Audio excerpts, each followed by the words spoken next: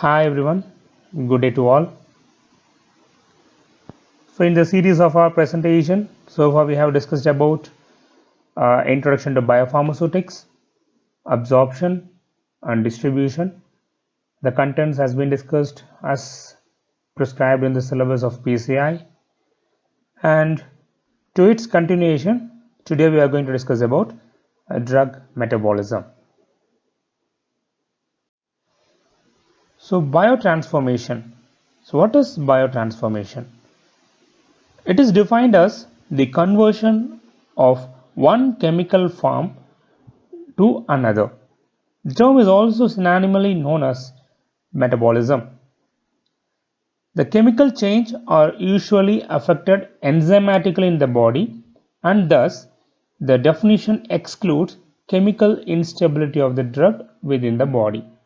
Means there are chances or conditions where the drug may get deteriorate due to several reasons, due to physical incompatibility or chemical interactions or chemical stability, instability, such reasons.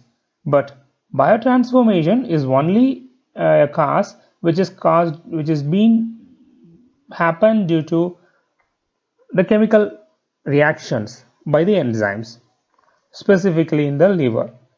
So here, for example, the conversion of penicillin to penicilloic acid by bacterial penicillinase and mammalian enzymes is metabolism, but its degradation by the stomach acid to penicillinic acid is a chemical instability.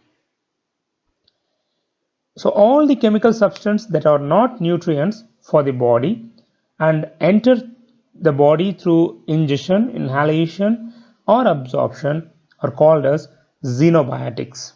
So the word xeno means foreign, or these compounds can also be called as exogenous compounds.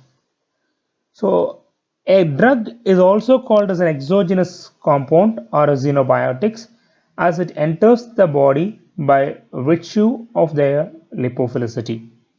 So except a natural content such as water or air, whatever the compounds or substances which you are taking into the body is called as a xenobiotics. So what is the need of drug biotransformation? So saying about the need of biotransformation, it is mainly used for effective absorption of drug, a drug that needs to specifically or sufficiently lipid soluble, but this same physical chemical property enable it to bypass the excretion. So a drug to get excrete through renal, it should be mandatorily a water soluble agent. So only a water soluble agent undergo renal excretion, whereas a lipid soluble substances are passively reabsorbed from the renal tubules into the blood after granular filtration. So this is what happens when a drug is in lipophilic nature. So the prime criteria for a metabolite to get eliminated from the body through urine is its water solubility. Thus, if such phenomenon is continued, the drug may accumulate in the body and it leads to precipitation, obviously leads to toxicity or toxic reactions. So this has to be taken under consideration. Whatever the compounds we are taking inside, exogenous compounds or xenobiotics, it should possess its activity or it should possess its role which has been insisted to take into the body, and later upon completion of its work it has to be compulsory get eliminated away from the body, or else on continuous deposition in the body or continuous localization of the component in the body leads to a toxicity. So that is major important concern to be taken when a drug is being administered. It should be mandatorily get eliminated away from the body, or else it may lead to toxic nature. So here There are two major conditions where it exempts the previous aspects. The one is about to prevent such consequences, such as toxic consequences. The body is armed with the metabolic system which transforms the water insoluble, lipophilic, non-polar drugs into a polar and water soluble product that can be easily excreted by the kidney and are poorly reabsorbed. For instance, hippuric acid, the metabolite of benzoic acid, is 2.5 times more water soluble. So the drug biotransformation process, we call that as a detoxification process. So the conversion of a insoluble or a lipid or a non-polar drug to a polar and a soluble product. Thereby it supports for elimination of the content away from the body. That's what a process called detoxification. The other assumption or that when biotransformation leads to product with decreased water solubility, for example, the N-acetyl derivatives of sulfonamides are less water soluble than the parent drug molecule, and thus they have a tendency to cause a crystalluria. So there are some conditions where these possibilities may also occur. Well, biotransformation is a normal result in pharmacologic inactivation of drug, that is, it results in the formation of metabolite with little or no pharmacological activity.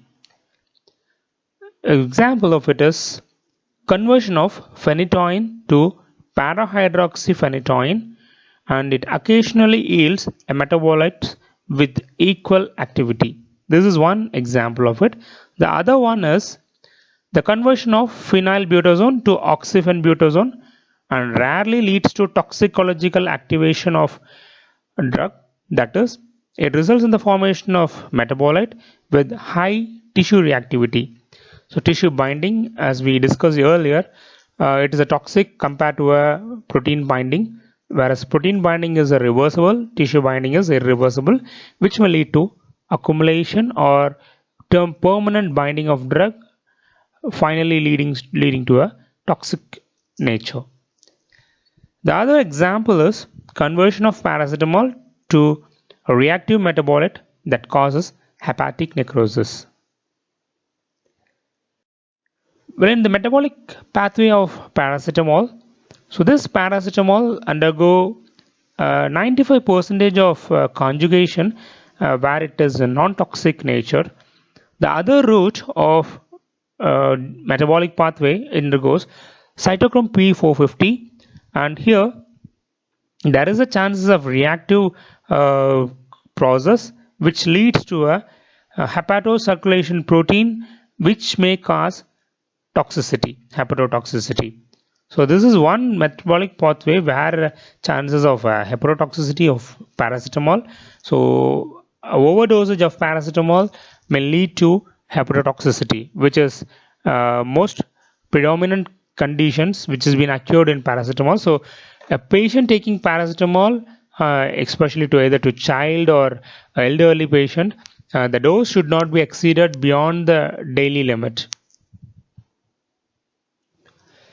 Well, so inactive drug or prodrug, we can call it as a prodrug, it undergo biotransformation for activation. So in the earlier cases, we will be taking an active drug. So the active drug will be undergoing metabolism in the liver to get it converted into an inactive metabolite or a waste product. Whereas in this case, it's quite contrary. The drug, if it is taken as an active nature, it may get deteriorated in gastric enzyme, or due to chemical instability, it may get deteriorated. So in order to make the drug active, we prepare that in a inactive form or a prodrug form. So that prodrug will be chemically stable or physically stable in the absorption site. Later getting absorbed, the prodrug will be getting converted into an active metabolite, active drug, uh, due to the enzymatic action in the liver. So this we call it as a prodrug, and the process is also called as pharmacologic activation. For example, conversion of enalapril to the enalaprillate. Here the enalaprillate is the active molecule, whereas it may get deteriorated in the gastric node, so it is given in a prodrug form as enalapril. There are some conditions which we call as soft drugs. So as we say about xenobiotics, a drug which is been coming external to the body, there are some drugs which will be having a natural endogenous substance such as neurotransmitters, steroids, insulins. So these are sometimes taken as a therapeutic agents due to the deficiency of these transmitters or steroids, insulin in the body. So here, due to its body's developed recognition of these molecules, it may metabolize very quickly. So these compounds are soft drugs which may not undergo precipitation or unexpected toxicity when used in the concentration closer to their normal value. So that is one condition. And the drug metabolizing organ, saying about it, liver is a major metabolizing organ of almost all the drugs will undergo metabolizing in the liver due to its enough number of enzymes present in the liver. And even though there are some conditions where the metabolism takes place outside the liver also, which we called as a extrahepatic metabolism, but it's a very minor condition. Mostly 99% of the drug will undergo metabolism in the liver only. So the order or the decreasing order of drug metabolism or metabolizing ability of various organ. So we have discussed in the previous slide about hepatic as well as extrahepatic metabolism. So here about the order of metabolizing will be decreasing as though first about liver, followed by lungs, kidney, intestine, placenta, and adrenal, and finally about skin. Brain, testes, muscle, spleen, etc. are some of the metabolizing organ which are very small extent compared to that of the other organs in the body.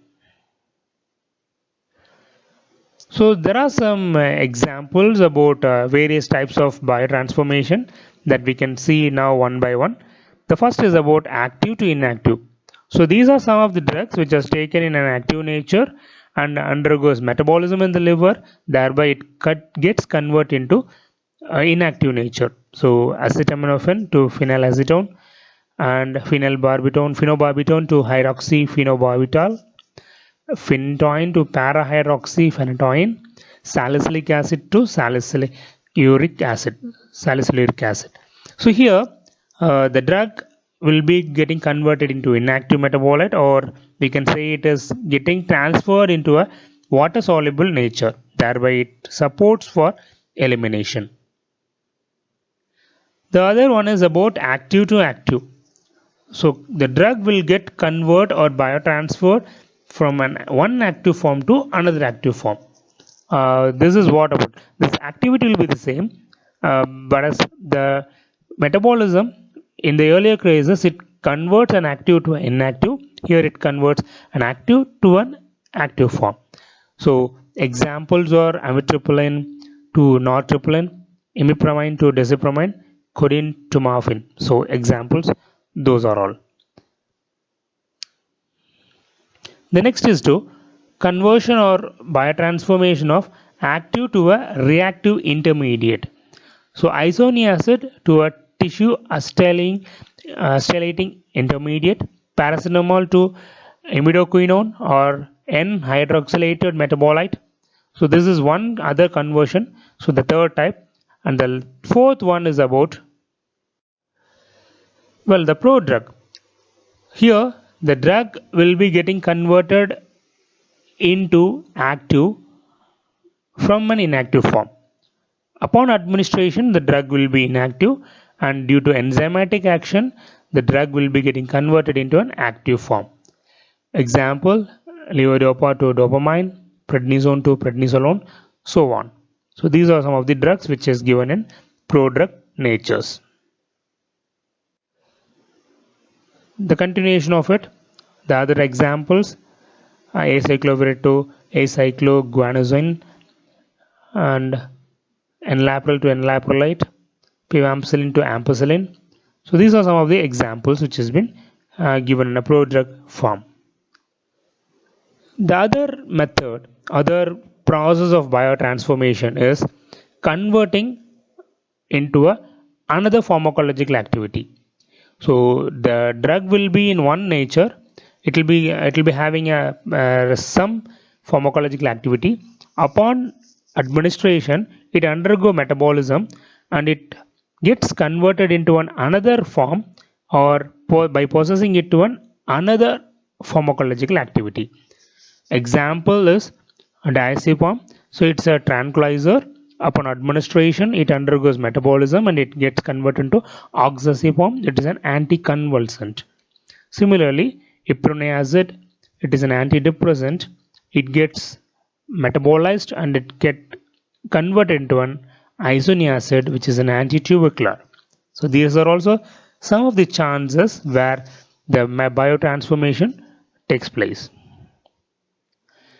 So here, saying about the drug metabolism, the enzymes that biotransform xenobiotics differ from those that are metabolizing the food material. So they are versatile and non-specific in metabolizing a large number of drugs.